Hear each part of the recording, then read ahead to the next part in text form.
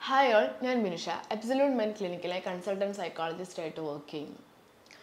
രണ്ടാൾക്കാർ തമ്മിലുള്ള വളരെ ക്ലോസ് ആയിട്ടുള്ള ഒരു ഇമോഷണൽ കണക്ഷനെയാണ് നമ്മൾ റിലേഷൻഷിപ്പ് എന്ന് പറയുന്നത്.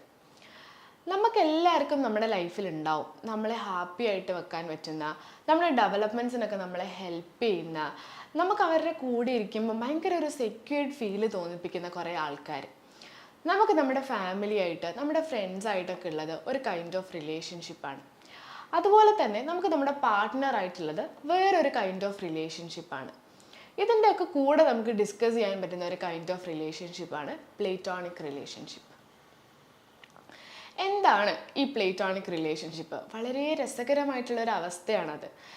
രണ്ടാൾക്കാർ തമ്മിലുള്ള വളരെ ക്ലോസ് ആയിട്ടുള്ള ഇമോഷണൽ കണക്ഷൻ. അവർക്കിടയിൽ ഒരു തരത്തിലുള്ള സെക്ഷൽ ഡിസയറോ അല്ലെങ്കിൽ ഫിസിക്കൽ ഇൻറ്റിമസിയോ ഇല്ല. അവർക്ക് കല്യാണം കഴിക്കണമെന്നില്ല. എന്നാൽ അവരുടെ ഐഡിയോളജീസ് ഒക്കെ സെയിമാണ്. അവർ അങ്ങോട്ടും ഇങ്ങോട്ടും ഭയങ്കര ഓണസ്റ്റാണ്. ഒരു ഒളിയോ മറയോ ഒന്നുമില്ലാതെ അവർക്ക് രണ്ടുപേർക്കും അങ്ങോട്ടും ഇങ്ങോട്ടും എല്ലാ കാര്യങ്ങളും ഡിസ്കസ് ചെയ്യാം.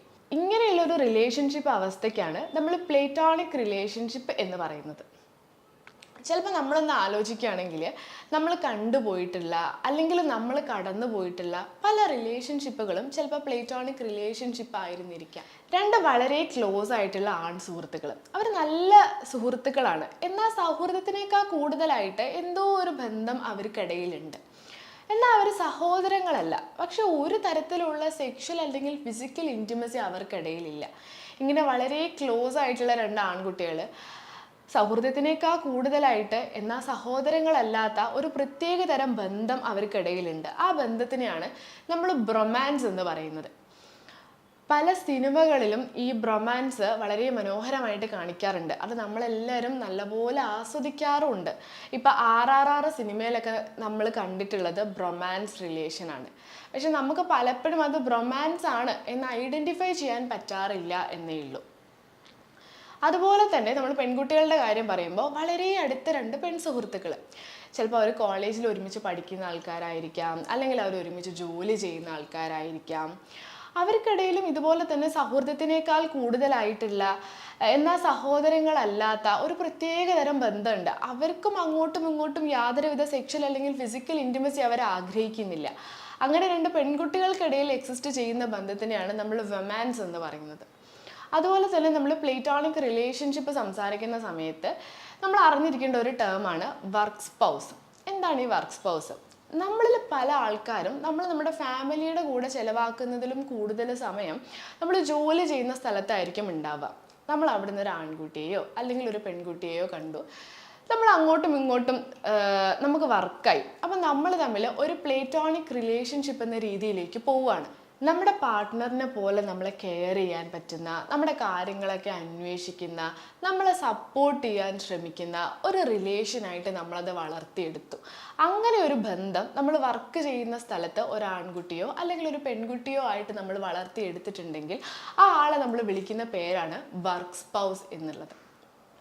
ഇപ്പോൾ നമുക്കുള്ള ഒരു റിലേഷൻ പ്ലേറ്റോണിക് റിലേഷൻഷിപ്പ് ആണോ എന്ന് നമുക്കൊന്ന് മനസ്സിലാക്കണമെന്നുണ്ടെങ്കിൽ നമ്മൾ തമ്മിൽ എത്ര ക്ലോസ് ആണ് എന്ന് നമ്മൾ നോക്കുക. അതുപോലെ തന്നെ അക്സെപ്റ്റൻസ്, നമ്മൾ പറയുന്ന കാര്യങ്ങളെയും നമ്മളെയും അതുപോലെ തന്നെ ഉൾക്കൊള്ളാൻ അപ്പുറത്ത് നിൽക്കുന്ന ആൾക്ക് പറ്റുന്നുണ്ടോ എന്നുള്ളത് നോക്കുക. അതുപോലെ തന്നെ ഓണസ്റ്റി, നമുക്ക് എല്ലാ കാര്യങ്ങളും നമുക്ക് അങ്ങോട്ടും ഇങ്ങോട്ടും ഷെയർ ചെയ്യാൻ പറ്റുന്നുണ്ടോ എന്ന് നോക്കുക. ഒരു ഒളിയോ മറയോ ഒന്നുമില്ലാതെ എല്ലാം നമുക്ക് ഷെയർ ചെയ്യാൻ പറ്റുന്നുണ്ടോ എന്നുള്ളത്.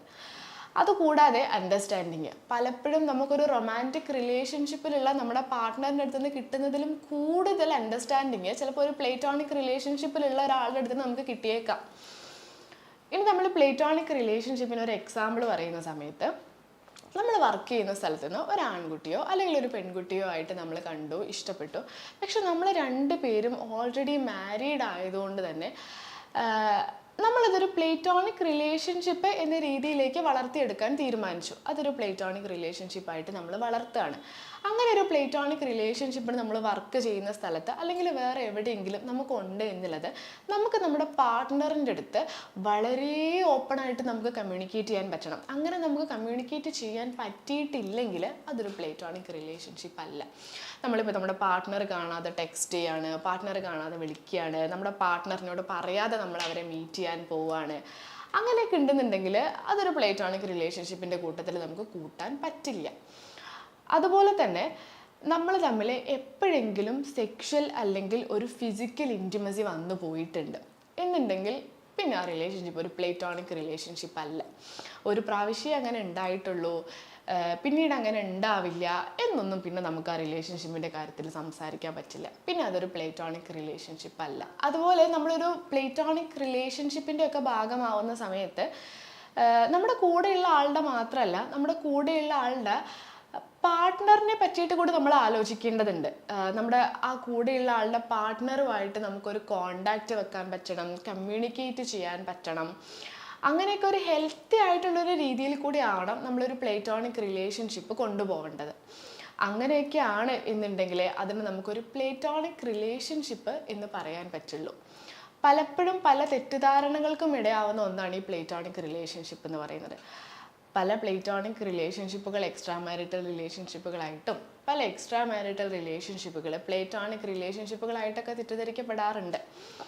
നമുക്കറിയുന്ന ഒരുപാട് കൈൻഡ് ഓഫ് റിലേഷൻഷിപ്പുകളുടെ കൂടെ എക്സിസ്റ്റ് ചെയ്യുന്ന ഒന്നാണ് ഈ പ്ലേറ്റോണിക് റിലേഷൻഷിപ്പ് എന്ന് നമ്മൾ മനസ്സിലാക്കണം. പലപ്പോഴും നമ്മുടെ ജീവിതത്തിൽ നമ്മൾ തെറ്റിദ്ധരിച്ചു പോയിട്ടുള്ള പല റിലേഷൻഷിപ്പുകളും ചിലപ്പോൾ ഒരു പ്ലേറ്റോണിക് റിലേഷൻഷിപ്പ് ആയിരുന്നിരിക്കാം എന്ന് നമ്മളൊന്ന് മനസ്സിലാക്കണം.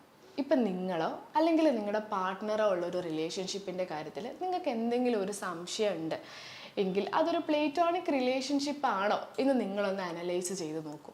അതുപോലെ തന്നെ റിലേഷൻഷിപ്പിൻ്റെ കാര്യങ്ങളെ പറ്റിയിട്ട് നിങ്ങൾക്ക് കൂടുതലായിട്ട് അറിയണമെങ്കിലോ നിങ്ങളുടെ എന്തെങ്കിലും സംശയങ്ങൾ നിങ്ങൾക്ക് ക്ലിയർ ചെയ്യണമെങ്കിലോ താഴെയുള്ള നമ്പറിൽ നിങ്ങൾക്ക് കോൺടാക്റ്റ് ചെയ്യാം. Thank you.